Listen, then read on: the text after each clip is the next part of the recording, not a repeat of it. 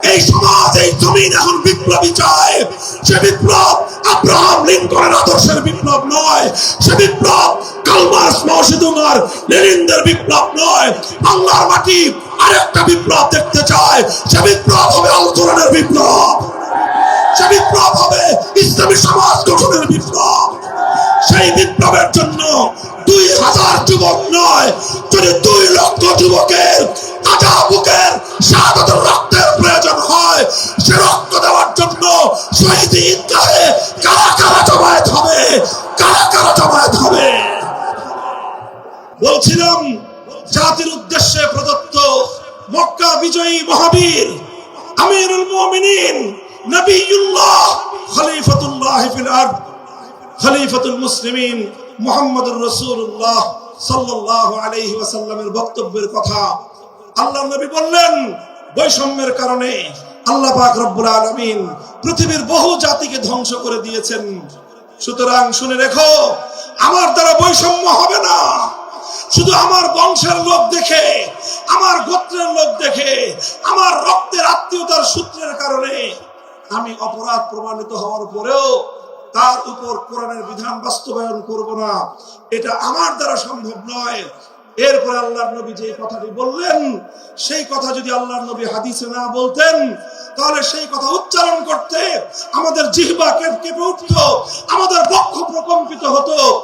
আল্লাহর নবী বললেন, ওয়াল্লাহ লাউ আন্না ফাতিমাতা বিনতা মুহাম্মাদিন সারাকাত লাকাতাতু ইয়াদাহা, ওয়াল্লাহি লাউ আন্না ফাতিমাতা বিনতা মুহাম্মাদিন সারাকাত লাকাতাতু ইয়াদাহা। শুধু আমার দাদির গোত্র, আমার বংশের ফাতেমা নাম্নী মহিলা নয়, আজ যদি আমি মুহাম্মদুর রাসূলুল্লাহর কলিজার টুকরা মেয়ে, আমার জীবনের সবচেয়ে আদরের সন্তান ফাতেমা যদি আজকে চুরি করে ধরা পড়তো, আমি আল্লাহর শপথ করে বলি, আমি তার হাত কেটে দিতে এতটুকু দ্বিধা করতাম না। মুহতারাম হাজিরিন, এটাই হলো তালিমে হিকমত।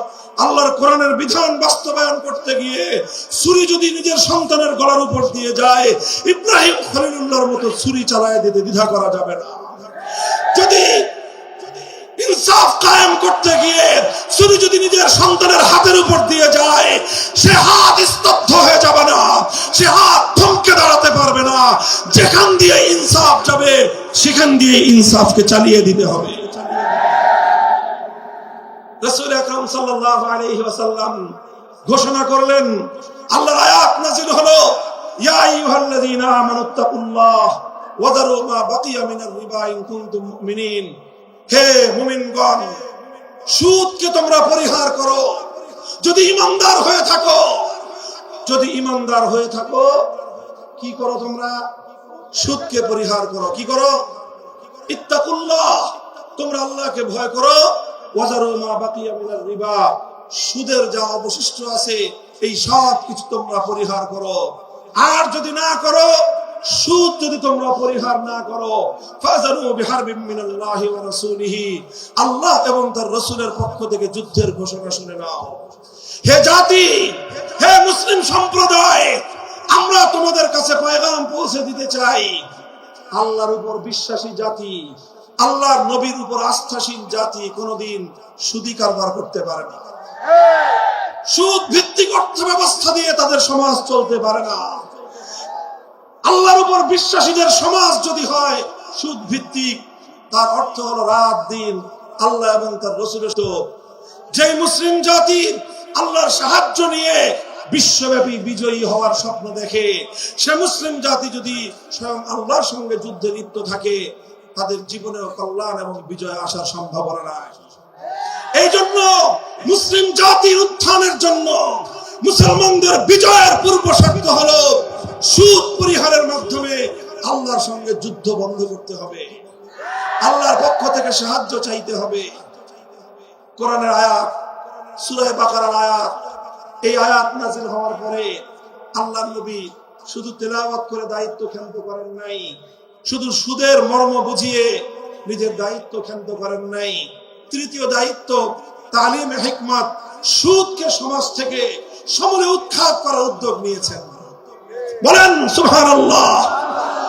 শুধু আলোচনা করে, বক্তৃতা দিয়ে নবীর দায়িত্ব শেষ হয় নাই, শুধুমাত্র তাফসীর করে দিয়ে নবীর দায়িত্ব ক্ষান্ত হয় নাই, বরং এক একটা বিধান, আল্লাহর এক একটা আয়াত কিভাবে সমাজে বাস্তবায়ন করা লাগে, করা যায়, নবীজি প্র্যাকটিক্যাল ভাবে তার উদ্যোগ গ্রহণ করেছেন। কিভাবে উদ্যোগ নিয়েছেন? সুদের বিরুদ্ধে কি উদ্যোগ নিয়েছিলেন? কিতাব উল্টান, হাদিসের কিতাব, বুখারী শরীফের হাদিস, নবীজি ঘোষণা দিলেন, আলা ইন্না রিবাল জাহিলিয়াতি মাওদুউন তাহতা কদামাইয়া। জাহিলিয়াতের যুগে যত সুদের কারবার চলতো, ইসলাম এবং আল কোরআনের সমাজ গড়বার পর সেই জাহিলি যুগের রীতি, সুদ ভিত্তিক অর্থ ব্যবস্থা মুসলিম সমাজে আর থাকতে পারে না। নবীজি বললেন, সুদের কবর রচনা করলাম আমি আমার পায়ের নিচে। আল্লাহ নবী আক্ষরিক অর্থে কথা বললেন, আমি আমার পায়ের নিচে সুদের কবর রচনা করলাম। এরপর আল্লাহ নবী ঘোষণা দিলেন, অনেকে আছো তোমরা যারা আগে কুফরির জমানায় জাহিলিয়াতের যুগে সুদের উপর লগ্নি করেছো, সুদের উপর মানুষকে ঋণ দিয়েছো, সুদী মহাজন যারা সুদের ভিত্তিতে মানুষকে টাকা দিয়েছো, এইরকম কাজ কারবার যারা করত, সেই যুগে তাদের মধ্যে একজন ছিলেন স্বয়ং আল্লাহর নবীর চাচা হযরত আব্বাস বিন আব্দুল মুত্তালিব রাদিয়াল্লাহু আনহু। মক্কার ঘরে ঘরে আব্বাস রাদিয়াল্লাহু আনহু মানুষের কাছে ঋণ টাকা দিতেন, টাকা পাওনা ছিল এবং সকল টাকা লব্ধি করা ছিল, বিনিয়োগ করা ছিল সুদের ভিত্তিতে। আল্লাহর নবী ঘোষণা করলেন, জাহেলি যুগের সমস্ত সুদ আমি আল্লাহর নবী মওকুফ ঘোষণা করলাম। সর্বপ্রথম যেই সুদ আমি মাফ ঘোষণা করলাম সেটা হলো আমার চাচা আব্বাসের সুদ। কাউকে আমার চাচার কাছ থেকে যারা ঋণ নিয়েছিল, কেউ আর আমার চাচার সুদ দিতে হবে না, শুধুমাত্র মূল পুঁজিটা ফেরত দিবে। সুদ আজ থেকে কবর রচনা করা হলো। হে মুসলমান, যেই সুদের কবর রচনা করে সেই কবরের উপর ইসলামের বিজয়ের বুনিয়াদ কায়েম হয়েছিল, ইসলামের বিজয়ের কেতন উড়েছিল। অন্যায় বৈষম্যের কবর রচনা করে, সুদ ভিত্তিক অর্থ ব্যবস্থার কবর রচনা করে আজ মুসলমানেরা আবার সেই কবর খুঁড়ে সেখান থেকে জুলুম, অত্যাচার, সুদ ভিত্তিক অর্থ ব্যবস্থাকে কবরের পচা মাল, কবরের মরা পচা করা লাশ মুসলিম সমাজের মধ্যে আবার পুনর্বাসিত করেছে। এজন্যই আজ মুসলমানদের এই অধঃপতন। যদি মুক্তি চাও, যদি মুক্তি চাও, শুধুমাত্র ইবাদত দিয়ে মুক্তি আসবে না।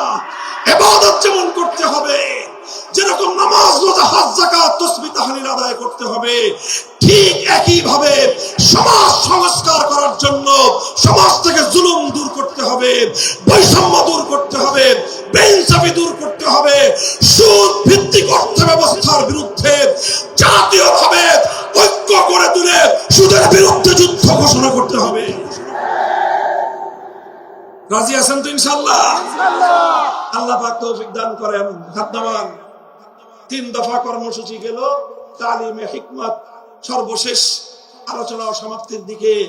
নবীজির 4 নম্বর কর্মসূচি হলো ওয়ায়ুআল্লিমুহুমুল কিতাবা ওয়াল হিকমাতা ওয়া ইউযাক্কিহিম।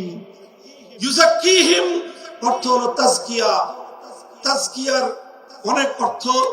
তাজকিয়া বলে শুধুমাত্র পীর মুরিদি বোঝানো হয়, তাজকিয়া বলে শুধুমাত্র তাসাউফ চর্চা বোঝানো হয়, তাজকিয়া বলে শুধুমাত্র কিছু ওয়াজিফা আদায় করা বোঝানো হয়। তাজকিয়ার আসল সারমর্ম হলো, একটু লক্ষ্য করে বুঝেন, খুব গভীর এবং তাৎপর্যময় একটা কথা। তাজকিয়ার মূল অর্থ হলো, দেখেন কর্মসূচি ছিল কয়টা? 4টা। 1 নম্বর কর্মসূচি ছিল তেলাওয়াতে কিতাবুল্লাহ, আল্লাহর কিতাবের তেলাওয়াত। 2 নম্বর কর্মসূচি ছিল তালিমে কিতাব, কিতাবুল্লাহ, আল্লাহর কিতাবের মর্ম বোঝানো। 3 নম্বর কর্মসূচি ছিল তালিমে হিকমত, অর্থাৎ আল্লাহর কিতাবের প্রত্যেকটা বিধান, প্রত্যেকটা বিষয়কে প্র্যাকটিক্যাল আমলে পরিণত করা, কার্যে পরিণত করা। কথা ঠিক না বেঠিক? 3 নম্বর কর্মসূচি হলো শুধু আমলে পরিণত করাই দায়িত্ব শেষ নয়, বরং আমলে পরিণত করার পরেও আরো অগ্রসর হতে হবে। 4 নম্বর কর্মসূচি হলো আল্লাহর কোরআনকে নিজের আখলাক এবং নিজের চরিত্রে পরিণত করা। কোরআনকে চরিত্রে পরিণত করা, কোরআনের চরিত্র অর্জন করা, কোরআন যে আখলাকের কথা বলেছে, কোরআন যে চরিত্রের কথা বলেছে, সেই কোরআনই চরিত্র যখন একজন মানুষ গঠন করতে পারে, এটাকেই বলা হয় তাজকিয়া, এটার নামই হলো তাসাউফ। মুহতারাম হাজিরিন, আল্লাহর নবী নিজের জীবনে শতভাগ 100% আল্লাহর কোরআনকে নিজের চরিত্রে পরিণত করতে পেরেছিলেন। এই জন্য যদি কেউ জিজ্ঞাসা করে আল্লাহর নবীর সিরাত কি, নবীর জীবনীটা কি, বলেন তো সবচেয়ে সংক্ষিপ্ত অথচ সবচেয়ে পূর্ণাঙ্গ জবাব হলো, কি বললাম, সবচেয়ে সংক্ষিপ্ত অথচ সবচেয়ে পূর্ণাঙ্গ।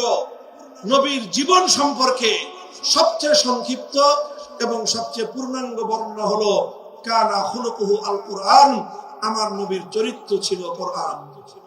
কোরআন যা বলেছে নবীর চরিত্রে সেটা বাস্তবায়িত হয়েছে, নবীর আখলাকে সেটা বাস্তবায়িত হয়েছে। নবীজির কথাবার্তা, নবীজির ওঠা বসা, নবীজির আচার ব্যবহার, নবীজির প্রত্যেকটা অ্যাক্টিভিটি, এমনকি চিন্তা চেতনা সব যখন আল্লাহর কোরআন অনুযায়ী তৈরি হয়, তখন সেটাকেই বলা হয় তাজকিয়া।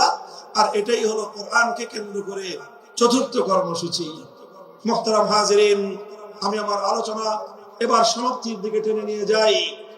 আসুন আমরা আল্লাহর কোরআনকে সেন্টারে রেখে একটা সমাজ বিনির্মাণের চেষ্টা করি। সেই সমাজ বিনির্মাণের জন্য প্রথম কাজ, ঘরে ঘরে কানে কানে কোরআনের তেলাওয়াতের আওয়াজ পৌঁছে দেই।